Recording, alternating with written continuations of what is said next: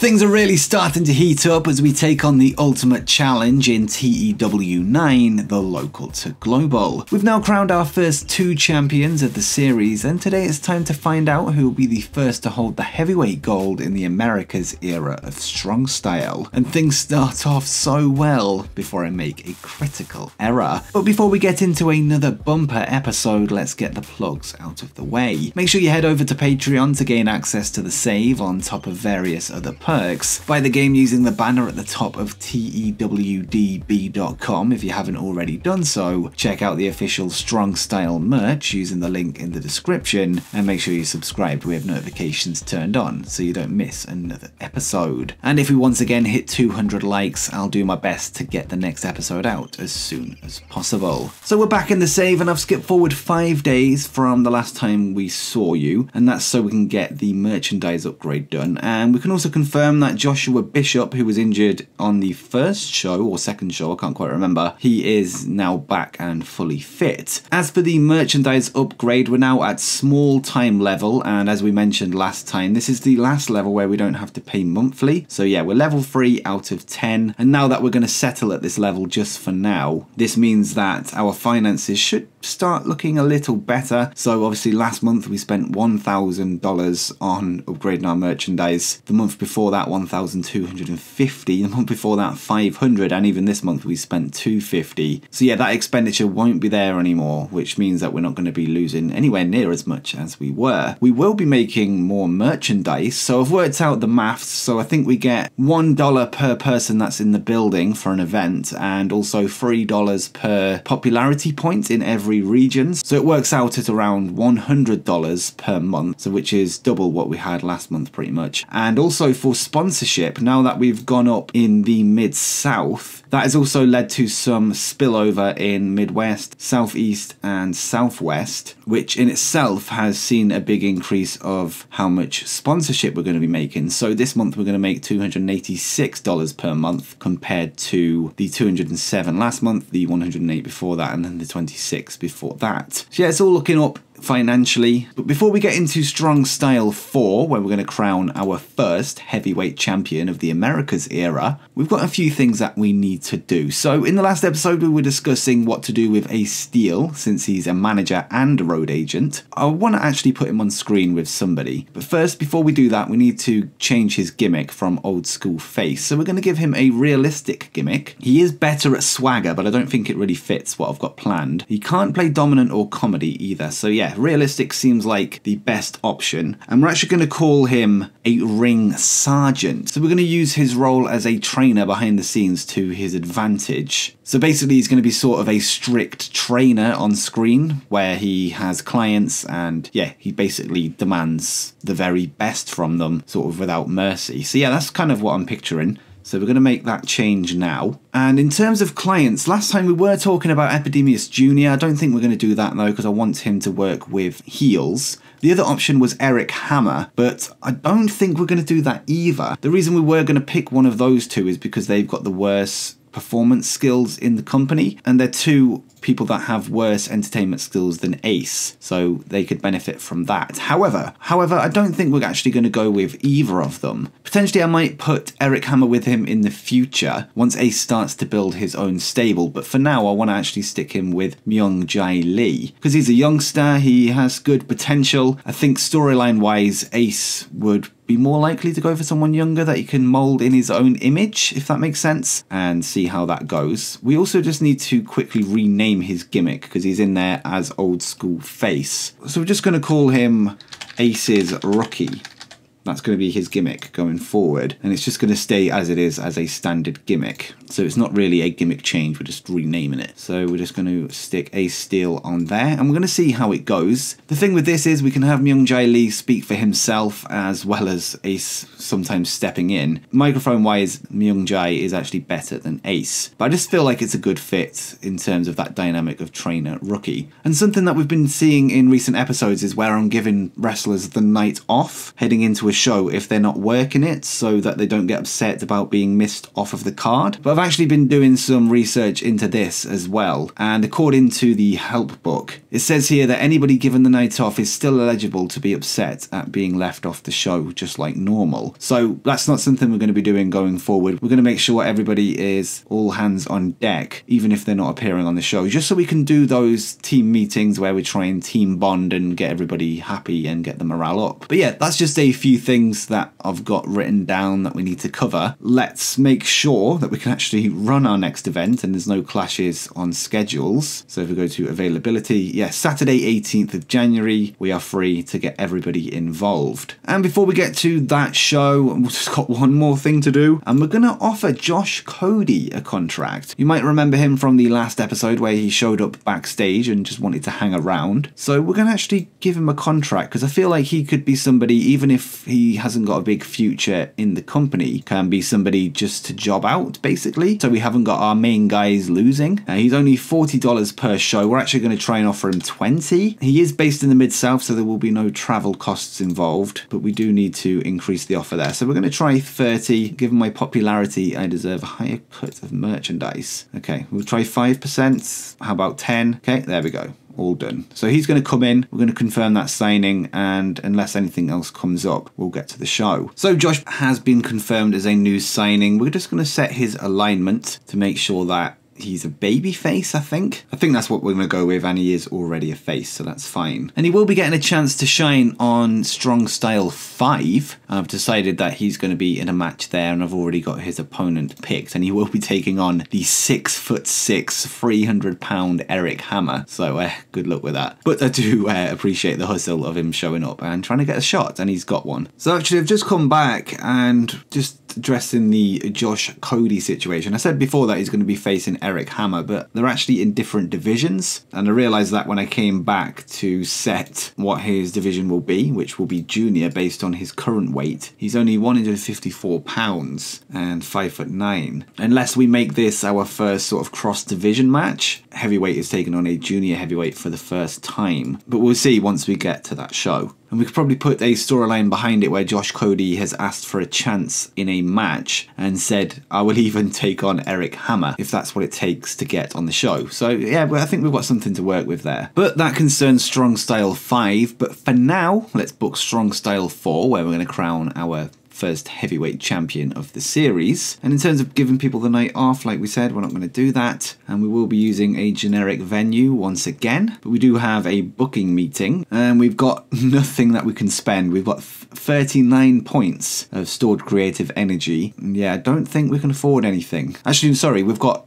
78 points in total, so tonight we generated 39. We must have already had some in the bank. So let's see what we can do. How about we come up with a creative finish and see what happens. So Sandra Moon creative finish. This can only be applied to matches where Sandra Moon is set to be the victor. So in the last episode as well, we had a creative finish suggested by Eric Hammer himself, and we couldn't use it because he had to win the match and he was losing that night. That has actually already expired. It was only sort of valid for like a month or so we're not going to be able to use that. But this one is a safe bet, and it can be used up until the 24th of April. So that's good to know. And we have 28 points left, so we're just going to keep them in the bank for a future show. And we've got some locker room incidents where head women's trainer Ace Steele worked on basics and safety with Sandra Moon. Kevin Blackwood did the same for Joshua Bishop, Epidemius Jr., Myung Jae Lee, and Denzel Dejonet. Myung Jae Lee and Josh Cody were really getting on well backstage. Their good mood was infectious and lifted everyone's spirits. So that's another benefit that I forgot to mention was, of course, the people person personality on Josh Cody. Say that 3 times. One of the reasons we let him backstage was just for what he could do for the morale, and it looks like he's going to be a really good and important figure and somebody to keep the morale up going forward. So yeah, that's really good to see, and good work from Myung Jae Lee as well. And that's all of the incidents. And we're going to address the locker room once again and just do team bonding and keep the morale going. And we've strengthened the relationship between Bambi Hall and Myung Jae Lee, who of course are now dating. on the game. So not only are we going to have that heavyweight championship match on the card tonight, which we're going to just book in now without a winner until later on, once we've got the rest of the card in place, just to give you somewhat of a cliffhanger. But yeah, it will be Michael Dante taking on Josh Bishop, and we're just going to book that in now. It's 15 minutes, but we'll come back and revisit that. Also, let me just quickly add the title because I'll probably forget if I don't do it now. Michael Dante versus Joshua Bishop in the main event. And what's going to happen is all of the wrestlers that lost in the first round of the women's and the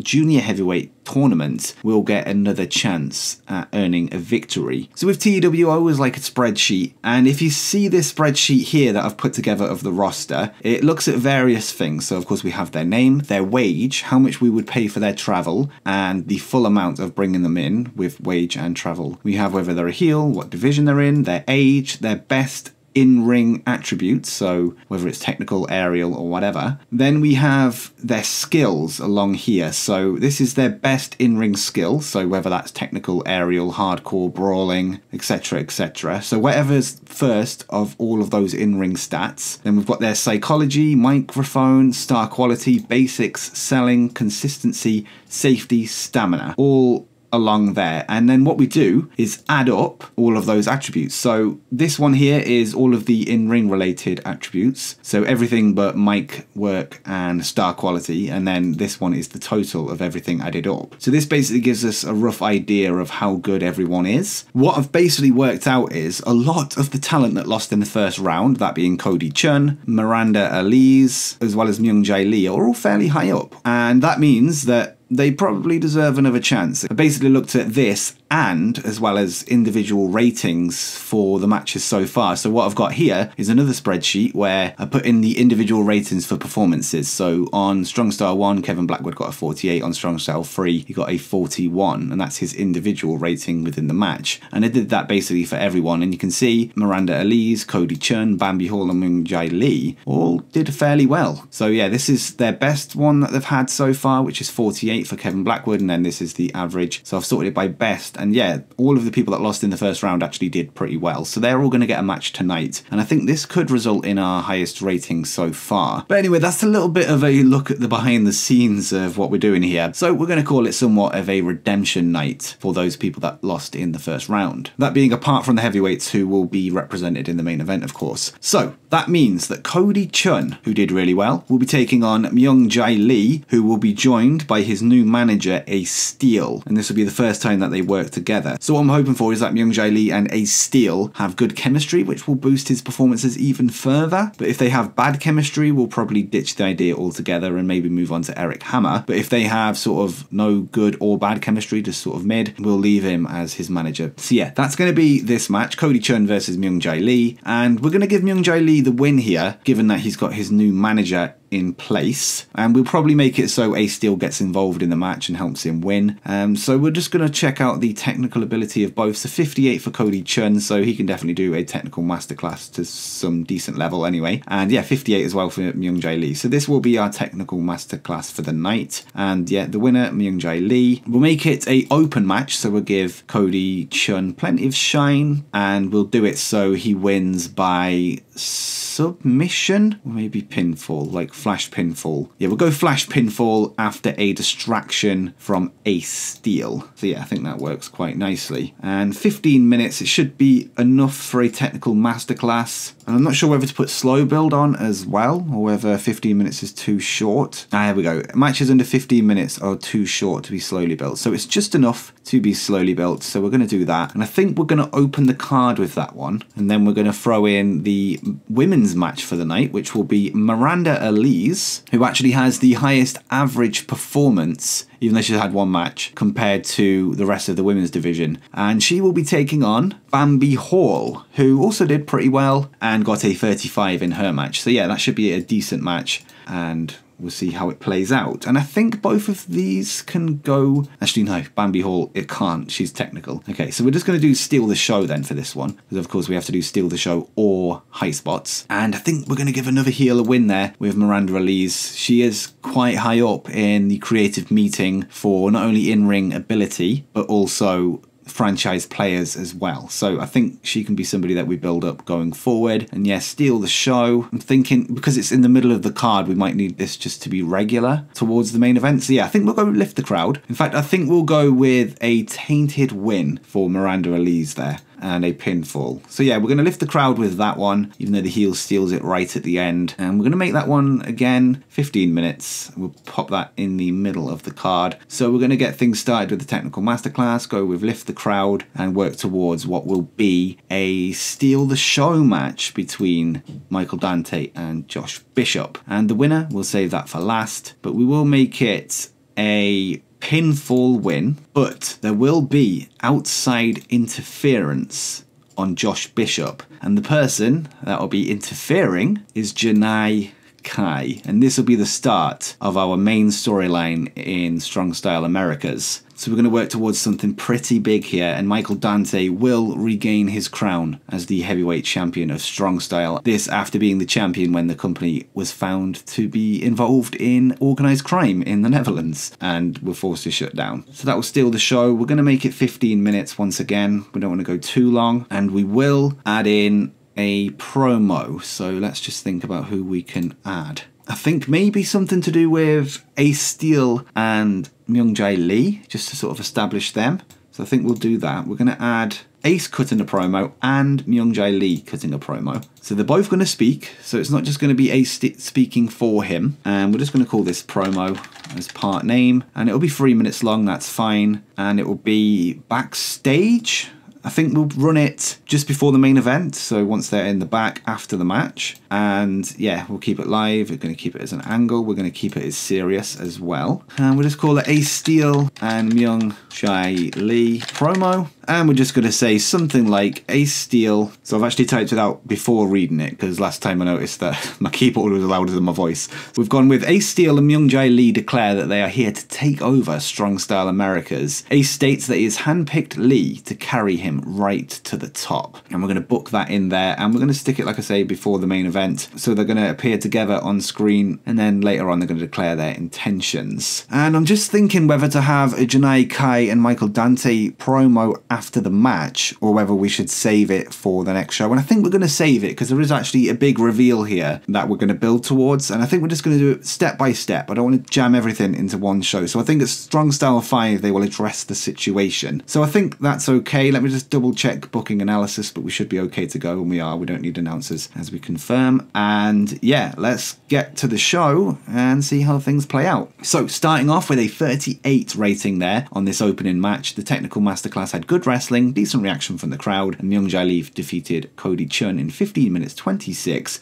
after a distraction from Ace Steel. Ace Steel debuted his ring sergeant gimmick, and it got an adequate, which is okay. It's better than bad. It's not quite good, but it's okay. Myung-Jae Lee got a 30, Cody Chun with a 39, so it's definitely someone to consider going forward. That is higher than his 37 in his first match that happened on Strong Style 1 where he lost, and for Myung-Jae Lee, one less than his last appearance where he lost in the first round again, and he got a 31 last time. So sticking in and around the same ballpark for both men here, and the match got the show off to a strong start. There is nothing about Ace Steel's and Myung-Jae Lee's chemistry, but that's fine. As long as there's no bad chemistry, I think we'll stick with it for now. But we will add more clients as we go forward, as Ace looks to bring up the next generation of talent in Strong Style. And next up, we go to a even better match this time with a 40 rating, as Miranda Elise defeated Bambi Hall using underhanded tactics, as the Lucha Baddie picks up the win there. It seems to have picked up the crowd as we asked for, and yeah, Miranda Elise there with a 43, which is her best performance so far. She got a 39 last time in her one and only match, and Bambi Hall got a 34, which is one lower than her 35 rating last time. Solid match in the mid card there with a 40 rating. Can't really ask for more. Here we go then. We've got that promo. Not great. 18. Ace Steel and Myung-Jae Lee declare that they're here to take over. Ace has handpicked Lee, but Ace Steel clearly enjoyed having the freedom of going off the script, but Myung-Jae Lee did not. And we go to actually what is our worst match in the main event here, where Michael Dante wins the Strong Style Heavyweight Championship following a gore. So in the vein of channel legend Rhino there, which I really like. I didn't even set that to him. And yeah, this following an interference from Janai Kai. But will she have a new name by the time Strong Style 5 comes to an end? We'll see. But yeah, Michael Dante with a 30, Josh Bishop with a 29. This is Josh Bishop's second best performance so far. He actually got a 39 in his first match and a 24 in his second. And this is, of course, Michael Dante's first appearance in the ring in a match of this era of Strong Style, and he has reclaimed his heavyweight championship and is technically now a 2-time champion. But both men have pretty good chemistry in the ring, which is nice to see. But let's get to what rating we got this time, and we got a 32, so pretty good there. That main event has let us down a little bit there with Josh being off his game, but that's okay. Of course, that promo definitely didn't help, but either way, we have improved in popularity, which is the main thing. And in terms of who we're going to praise, we're actually going to give Cody Chun praise for a great performance this time. We normally point people out as a good example, but he did so well. And we're going to give Bambi Hall pointed out as a good example, just to keep the losers' morale up. And let's check out the financial report then. And we lost $878 overall. Show costs are about the same. Workers is roughly where we've been so far. Marketing the same, I think. But yeah, that's okay. We did make $114 through merchandise, so slightly more than I anticipated. I said around 100, so yeah, we're not far off. And popularity recap, we have gained popularity in the Mid-South and is now gone up to 3. So that should be good for our spillover, which isn't appearing here for some reason. I'm not really sure why. So as we can see, we are 3 popularity in the Mid-South. Everywhere else where we rose before is still 1. Let me just see how this has affected our financial estimates. And we're now predicted to make $380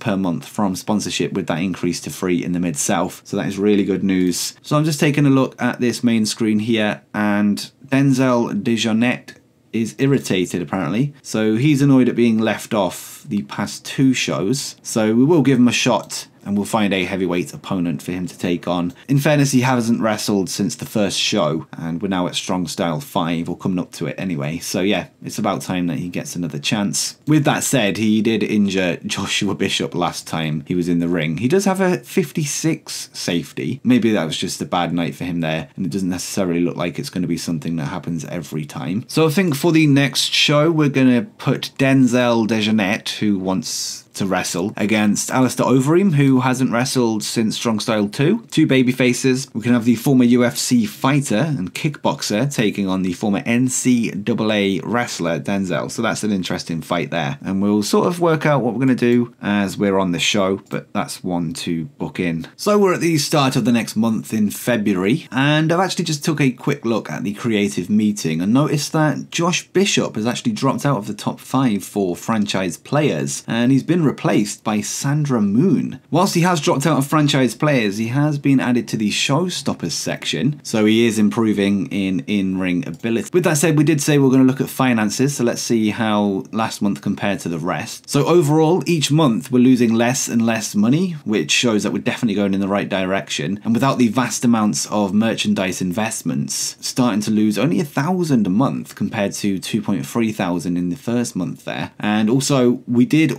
spend $250 in merchandise investments last month, as we paid for the last week of the merchandise upgrade in week 1 of January. But this month we're not going to be paying that, and we're going to be making more from sponsorship, which means I predict we're going to lose probably maybe $500 if we're optimistic. So even there, $315 from sponsorships because we increased in popularity mid-month. But if we look now, we're going to make $382, but that will go up were we to gain more popularity on the next show. So yeah, really interesting stuff. What we might do actually is move the show to earlier in the month so we can get that sponsorship up quicker and make that money faster. So yeah, I think that's actually what we're going to do now. So let's check out our availability on Saturday nights on events. We can't really do the 8th. We can't do the 1st, which is today, unless we just don't do a Saturday. Maybe a Friday night. I think we can do that. So let's go with that. So we're going to edit the event and make it the first Friday of the month, wasn't it? So it's the 7th. So that should see us us get an increase in popularity, hopefully, at least. Hopefully we can get up to 4 in the Mid-South, if all things go to plan. And yeah, that will mean that we're making more sponsorship for the rest of the month, for the remaining like 3 or so weeks. So we'll track that once we've done the show. So we're at the night of the show now, and we've had some pretty upsetting news, to say the least, from the world of WWE. So somebody that we've had on our shortlist is Ilya Dragunov, who's of course one of the best European wrestlers in the world, and he signed a new contract. So he was somebody that I was hoping to bring in sort of a few years down the line, and it looks like it's not going to be happening for another, well, a while yet. So once again, we're not going to give anybody the night off.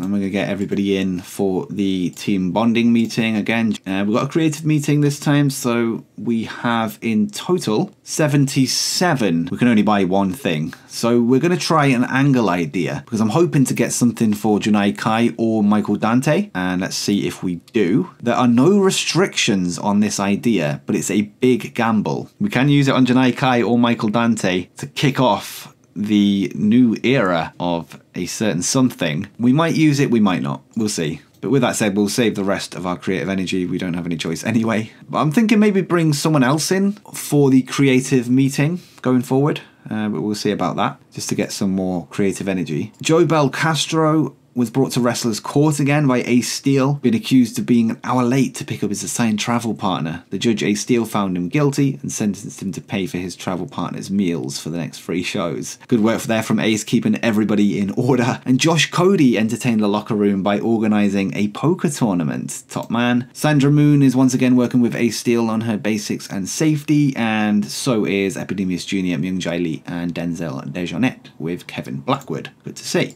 And again, we're going to address the locker room, do team bonding. Actually, I noticed last time we only improved one relationship, so I wonder if it's like sort of losing its effect. So make a big speech to try and inspire everyone to new heights of performance. See what happens. You've given an inspirational speech. The entire locker room is now fired up and buzzing with anticipation. Let's go. Okay, cool. So maybe we do that like every 5 shows, like Strong Style 5, 10, 15, 20, and in between do team bonding. That could be something to think about. But anyway, let's get the pen out and book a show. So we need Josh Cody, the junior heavyweight, 5'9", 154 pounds, to take on Eric Hammer, 6'6", 301 pounds. Let's see how it goes. Our first cross-division match there, and we're going to give Eric Hammer the win. And this will be our mid-card match, so we're going to keep it on regular for now. We're just going to see what we do on either side of it as we go forward. We're going to give him a clean win, or maybe submission. Here we go, submission. And we're going to keep it at 10 minutes, I think. We don't want to go too short. We don't want to go too long. I don't actually have anything else planned for this show, so maybe we could look at the individual ratings and see what's happening. So actually, we did say Denzel Dejonet would take on Alistair Overeem, didn't we? So we'll book that one in. So that's our heavyweight match. A heavyweight match, and I think we'll go with a women's as well. So I think this one will open the show, though. So yeah, Denzel versus Alistair Overeem. I think just because of his age, he's a young up-and-comer, I think we can have Denzel win this one. What should we go with, actually? Should we go with technical? I know Denzel's pretty good at technical. He's 51. Not best, but not too bad neither. And yeah, Alistair Overeem is 50 as well. So yeah, I think we'll do technical masterclass. We'll do victory for Denzel. We're going to make him win by submission this time. Yeah, that can open the show.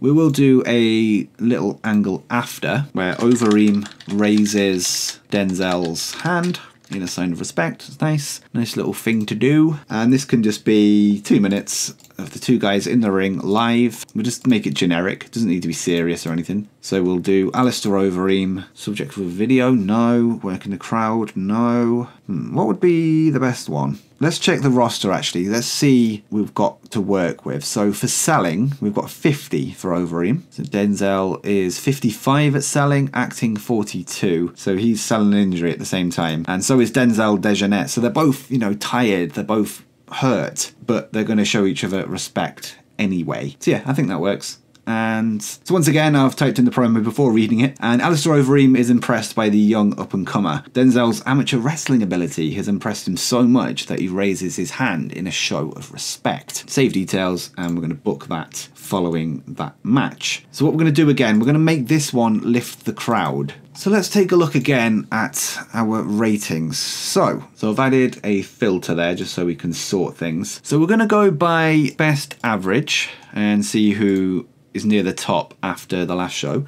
So Kevin Blackwood is right there, but we did say we're going to do a women's match. So Miranda Elise versus Janae Kai. I've kind of got a promo plan for Janae Kai, so maybe she could wrestle as well, because we don't want to pay 2 more people for a match. So yeah, I think that makes sense. So we're going to do Janae Kai versus Bambi Hall, because remember, they had chemistry. So we're going to run that one back. And this time, Janae Kai is going to win more emphatically than she did before. So if we check their match history, Janae Kai versus Bambi Hall, this was 17 minutes 47. So in order to show Janae Kai's new attitude and confidence, she's going to beat Bambi Hall even faster than she did last time. They're going to steal the show. It's going to be a submission win, and it's going to be a clean win. And what I might do is put the title on the line. Actually, there's something I completely forgot to say at the start of the episode, but you can see here I've knocked the prestige of every title down to 0. This was something that was suggested to me by The Who you probably know as somebody that makes monthly mods. So yeah, he basically thought it would be a good idea, and I agreed. So yeah, but what we're going to do is any title created before we get to maybe the next level or the one after that, we'll start at 0 prestige.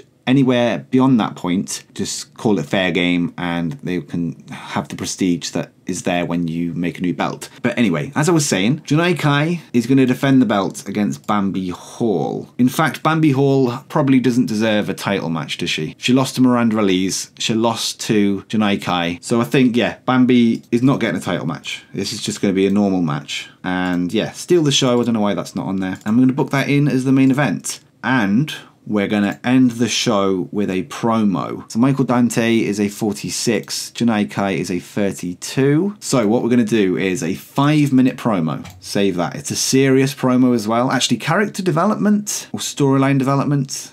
I think storyline development. And we're actually going to book this in as a storyline as well. So we're going to call it Hate Reborn. So you might see where we're going here if you watch the first series. So Janae Kai, Michael Dante, both of them play a major role in this one. I'm not going to add any sort of adversaries. So any segment involving Janae Kai and Michael Dante will be counted as part of this storyline. And what we're also going to do is rename Janae Kai. So you remember Hate from Strong Style Amsterdam was Michael Dante, Killer Kelly, and Tyler Bates. But now Michael Dante has brought on Killer Kai instead. And we cannot name a worker when in the middle of booking an angle. Okay, so let's just get this done first. So I think for this one, we're going to have Michael Dante speak on behalf of Killer Kai. And we're going to have Michael Dante quitting a promo. I'm going to have Killer Kai in a non-speaking appearance, or maybe intimidation. What would intimidation be? It'll probably be menace, wouldn't it? Yeah, I think we'll just do non-speaking appearance. So we're just going to call the segment Killer Kai is Born. So we've wrote out the segment, and this is what it says. So Michael Dante reveals that he and Janae Kai have united to form the most dangerous alliance in wrestling history. Little Easter egg there for the ECW fans. A new killer is born as he introduces the world to Killer Kai, the most dominant wrestler that the company has ever or will ever see. So slight references to maybe somebody from the past that we may see at some point in the future if all goes to plan. So we're seeing teases of a match between Janae Kai and Killer Kelly, the first female member of Hate and now the current female member of Hate, the only 2 women to have held the Strong Style Women's Championship. And hopefully in the months that follow, we can actually pay that off. But yeah, we're going to open the show with that one. And yeah, I don't kind of want to risk that promo going badly. In terms of whether we use that angle idea that we have, it's a big gamble. So I don't want to use it on such an important moment. So we're just going to leave that one in the back pocket for now. Unless we use it on Overeem and Denzel's hand raise. We're just going to throw it on here. Why not? What's the worst that can happen? We'll have one bad segment. It's okay. And before I forget, let's rename Janae Kai to Killer Kai, who lives by the motto of strike first, strike hard. A legitimate black belt in Taekwondo and an experienced kickboxer, Killer Kai is one of the most feared strikers on the independent circuit. Would you like it to save it as a new alter ego? Yeah, okay, we'll save it as an alter ego, why not? I'm not sure whether she'll use it in other companies. It might only be a strong style gimmick. Let me just check that actually. So Killer Kai in strong style, yeah, okay, so only in strong style. So Michael Dante did not do well without a script to follow. Okay, that's fine. But as I say, we've already been through this segment enough, so that's okay. 17, not the best start to the angle, but you know, we know for now that not to give Michael Dante an unscripted promo. I'm sure he did well off the script before, though, on the first show, so I don't know what that's about. So, a bad match as well. Denzel Dejournette defeats Alistair Overeem in 15 minutes 07. It could go from bad to worse here if this gamble of an angle doesn't pay off. The bout dragged in the middle. Okay, 22 for both men. Not great. I think that is Alistair Overeem's best performance so far, as he got a 15 in his first match, and Denzel got a 26 on Strong Style 1, so he's sort of around where he was. But yeah, not great. I'm not really too excited about the Denzel Dejournette project anymore. The same with Alistair Overeem as well. It's cool to have a former UFC fighter in the company, not with performances like that.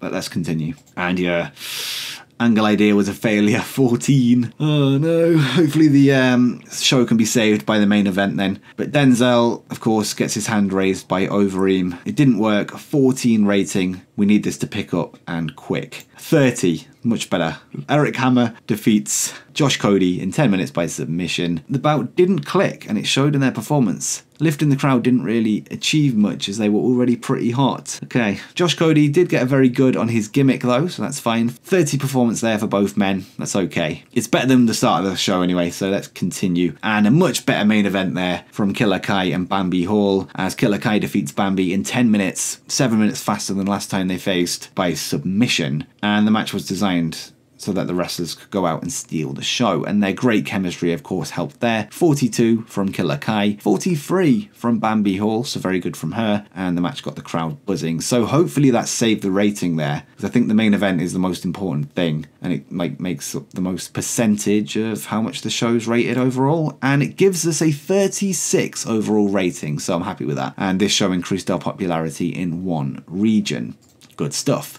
So let's address the locker room then, and Bambi Hall will be given praise for a great performance. Denzel Dejournette won, and he defeated Alistair Overeem, who didn't perform well whatsoever. So I think we're going to give this one to Josh Cody, who was on the losing side of the match with Eric Hammer, and we'll praise him for a good performance. It wasn't great, but it was good. It was 30, I think, which is okay. So let's make that speech and boost their morale, and let's see the financial report. So we lost $700 this time. I think that's less than last time. We made $119 on merchandise compared to last time's $114, so very good. And everything else is pretty much the same. But I think the main thing will be the end of month financial report, because we should see a increase in sponsorship because our popularity has gone up in the Mid-South. So there it is, estimated sponsorship income, $450 now. I think it was around $380 last time we checked after the last show. So yeah, up and up and up and up. What we're going to do is, unless something comes up, skip to the end of the month and see how our performance was overall for this month, taking into account our early gain in popularity on the first Friday of the month. Actually, before we do that,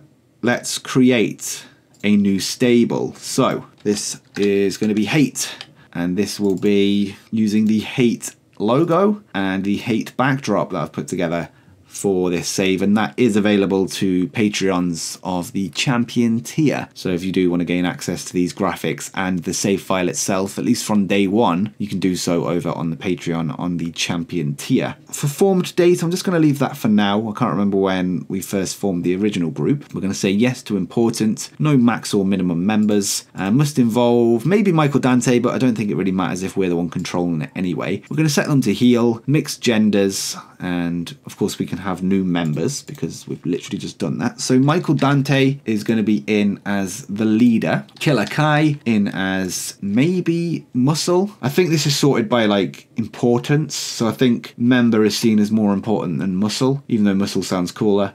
But I think, yeah, we'll just go with member and we will add that stable. So there we have it. Michael Dante and Killer Kai in front of the hate backdrop, which looks really cool. And there's Michael Dante as well. And actually what we're going to do as well, I probably should have done this before the last show, but we're going to set Michael Dante and Killer Kai to be each other's manager. So Michael Dante and Michael Dante will be managed by Killer Kai. So hopefully they have chemistry in that regard, because otherwise we're gonna have to take that off and that'll be quite annoying. And I think in the next show Michael Dante will have a match as well, because he's only had one so far in the whole series. So I think he's the only person that hasn't had 2 matches. In terms of his opponent, I think we'll put him up against a babyface. I know Denzel Dejanet we're probably going to get rid of. So maybe we just squash him? Or am I just being too harsh? Does he deserve a match with a heavyweight champion after that performance though? Probably not. So if we just filter to heavyweight, as we don't want to do too many cross-division matches. So Michael Dante he's already faced Bishop. We don't want him facing Hammer because he's a heel. Alistair Overeem, we don't want him facing because it would tank the show. So maybe we bring somebody else in. And actually there's somebody in the comments. I'll show their comment on the screen now because I don't remember who wrote it because I haven't got it in front of me. But you can actually sort by, so you can do near, mid, south, and that'll be everybody that we don't have to pay travel for. So what I've been doing is doing the whole of USA and sort of filtering through those that I wasn't interested in, whereas I can actually search it here. So that's what we're going to do. And we're going to set it to 25 popularity to higher, and we want somebody that is 100% babyface, and weight range is of course 215 pounds, is a wrestler of course, and is a male, and Ricky Morton or Robert Gibson. Okay, better as a babyface, how about we do that? Ace Romero, he's going to be $80 though. Jordan Cruz, okay, 216 pounds, so he just about makes the weight limit. He looks okay. JTG, King Rex, probably not. Mims, not great. And Tatanka, probably not, he's 59. So this Jordan Cruz guy, he's only 27. He's somebody that could jump between the weight limits. He's usually a babyface. Yeah, better as a babyface, as well, we did put that filter on, so you'd hope so. A bodybuilder, 42 technical, not good basics, not good selling. How about we up it then? We're gonna go with 70 stamina and 70 basics. And we're also gonna take off this attribute for babyfaces. Ryan Davidson, we actually saw him last time. He is based in the Mid-South. He's actually quite good. He was, last time we checked, the Reality of Wrestling Texas champion, and still is. He's well known in the area as well. So what I'm actually going to do is throw him into this spreadsheet that I've got and see what his rating would be compared to the rest of the roster. So I've put him in the spreadsheet here. You can see him at the bottom, but what you can see is he's 485 in-ring rating, which will place him as number 3 on our roster, and overall rating is 601, which makes him second. He's 39, so that means he's not going to improve, but I think he could be a good hand for our heavyweight division, to be honest, as a babyface, as a local guy. He's from Texas. He's based in Oklahoma, actually. He has appeared in Texas. He's well known in the area, at least if he's not local. That could be a good hand, as I say. So he recently received further training and really honed his skills for Booker T's PWA, which is now Reality of Wrestling in Houston, where he's a former Iron Man and Tag Team Champion. I think he's won more than that as well. I remember him from when I was doing Reality of Wrestling's title history. So yeah, he's won the Tag Team titles 4 times. He's a 1-time television champion, 3-time Texas champion, and a 3-time Reality of Wrestling champion. Let's check his attributes. He can't play comedy, that's fine. Plays badass well, dominant well, legitimate well, plays offbeat and stable well, plays swagger well, Weasley and underdog well. He's not good at comedy matches, which is fine, and he's professional. Okay, I think I'm convinced. He's only $30 as well, which is a bargain, and he's solid across the board too. Even microphone 63. So yeah, I think he's going to be a really good pickup for us. Probably someone we maybe could have pulled in sooner. I think he can come in and have a match with Michael Dante. Given his title history, he's sort of a proven main eventer. So yeah, I think we can do that, and that'll be our main event of the next show. And we're going to offer him the generic contract that we give everyone. He doesn't want merchandise sales. Let's sim forward and get him in. So that's Ryan in the door then, and he is now officially on our roster. We just need to make sure he's a babyface and make sure he's set as a heavyweight as well. So he is a babyface, and he's now in the heavyweight division. We need to change his gimmick as well. He shouldn't be a young lion. So what does he do well again? Dominant, swagger, badass, legitimate, Weasley / underdog, and offbeat, unstable. And let's get some inspiration this time. So we're going to go with legitimate babyface gimmicks and see what comes up. So Born Leader, Everyman, that could be okay. Sort of the local hero type gimmick. How about we go for badass gimmicks? There's nothing in there for a babyface. That fits him anyway. Realistic, there isn't anything. Dominant was one of his things, wasn't it? Yeah, it was. So cowboy, badass. I suppose that would work. Texas Brawler. So I've just checked and he's actually billed from Houston, Texas. So we're going to go with Texas Brawler. I think that's fine. A local guy that can come in as a babyface. A lot of experience. And yeah, I think that's a solid pickup there. I think that's a better signing than Denzel Dejournette and Alistair Overeem combined, to be honest. But yeah, let's see how he gets on in the first show. And maybe he should debut with a win, so he might not take on Michael Dante, but we'll sort of cross that bridge when we get to it. But yeah, let's get to the end of the month and see how we're getting on for finances. So we're at the start of March then, and let's try and speed things up and get this episode over and done with, and let's get Strong Style 6 in the books. But first, let's take a look at our profit and losses, and we lost $457 this month. So even less than the $500 that I thought would have been wishful thinking. But yeah, that's really good. So we actually spent quite a bit less on workers last month. Production was less, not sure why. But yeah, that sponsorship is the main thing. Merchandise has pretty much stayed the same. So it looks like we're going to be in and around that 150 range for a little while yet. But yeah, a big jump of around $150 there in sponsorship. And yeah, of course, without that merchandising investment to get up to level 3, we're really starting to slow this rot down, and I think it's not going to be too long until we're turning a profit and start heading upwards rather than downwards in our balance. Let's get to the show, but first we need to pick when we're going to book it. So we're already on a Saturday here, Saturday the 1st of March, so let's just hold it tonight. So we are going back to a Saturday show as we held it on a Friday last time, and I'm going to actually change this to the first Saturday of the month when it does it automatically, and then we can sort of work from there to get things over and done with, and yeah, again, get that sponsorship up at the start of the month so we can reap the benefits. And again, we're not going to be giving anyone any time off. We're going to be using a generic venue yet again. The booking meeting gives us 86 overall to spend, so let's get a couple of things in. So we can do like 2 of either an angle, storyline, or character idea. So I think we're going to just go with a character idea. We haven't done that yet. So we've got a big gamble character idea.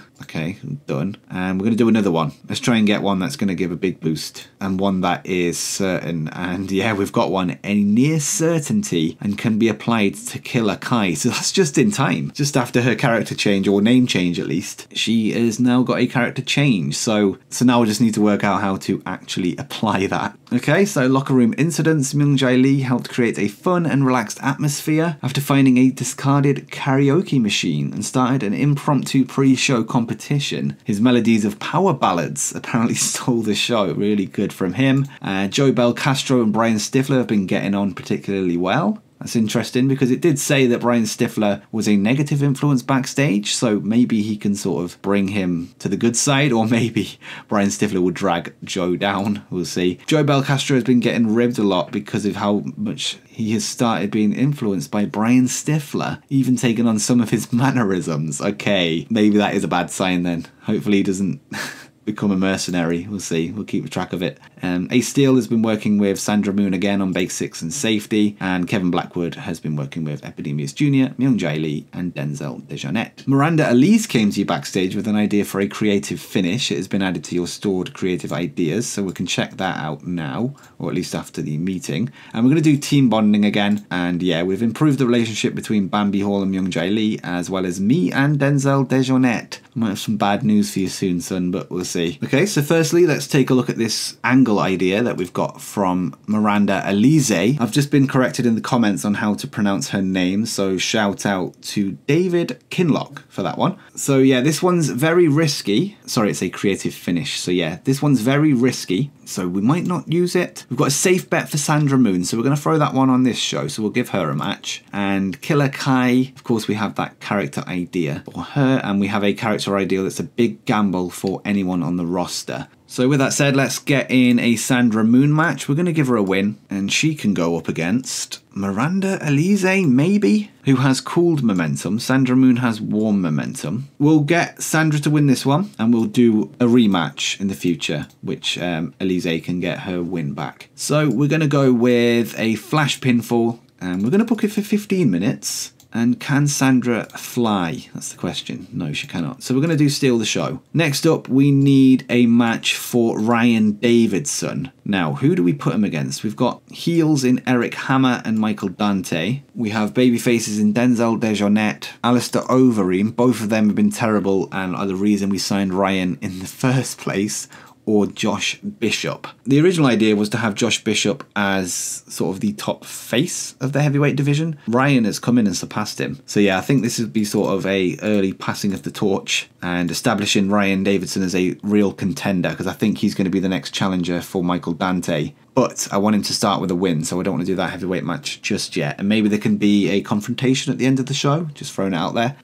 But in terms of what style of match, Ryan's okay at technical. Josh Bishop is okay, so I don't think we're going to go with that. We'll just do a regular match in the main event. An open match, so yeah, go back and forth. But it'll be a pinfall win for Ryan Davidson on his Strong Style debut, and we'll throw that in as the main event. So we've got Sandra Moon stealing the show at the start, getting a win against Miranda Elise. And I want to book Michael Dante in a match as well.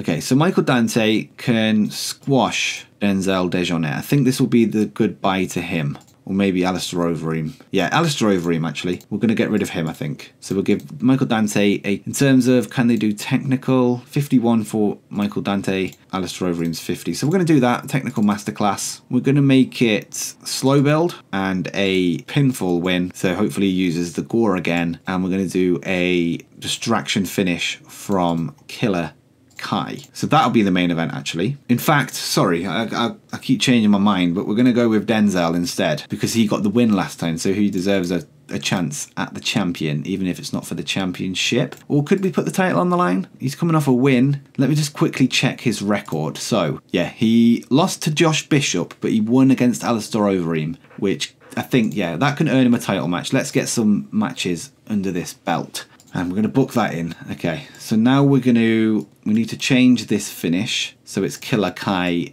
distracting Denzel instead. So that could be the main event. Ryan Davidson establishes himself as a contender in the heavyweight division early on. And we've got Steal the Show to kick off the show. I wonder if Ryan Davidson can cut a promo. He can. I think we saw that last time. So let's do that. In the ring, I think before the match, Ryan Davidson promo. So Ryan Davidson comes to the ring to a huge ovation from the Texas crowd. He tells them that he's in strong style to show what Texas is all about. So we'll go with that. And it's going to be a serious content type. And yeah, Ryan Davidson. And we're not going to have him mix with Michael Dante just yet, though, even though I said they're probably going to go face to face. That's something we can work towards. We're just going to get him a win first. Now we just need to work out how to apply this character idea to Killer Kai. Killer Kai character idea, yeah, a near certainty. Deploy creative idea.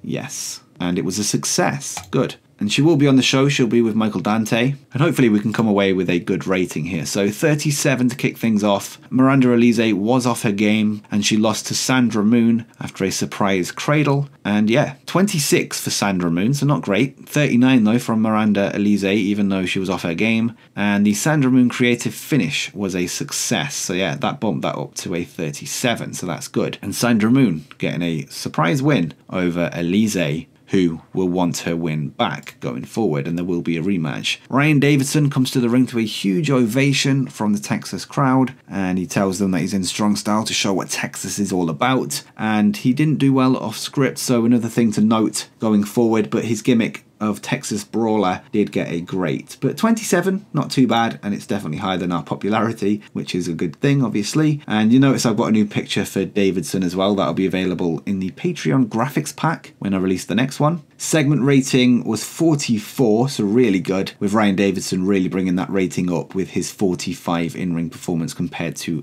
Bishop's 34. And let's keep going. And the main event, oh no, is a 16.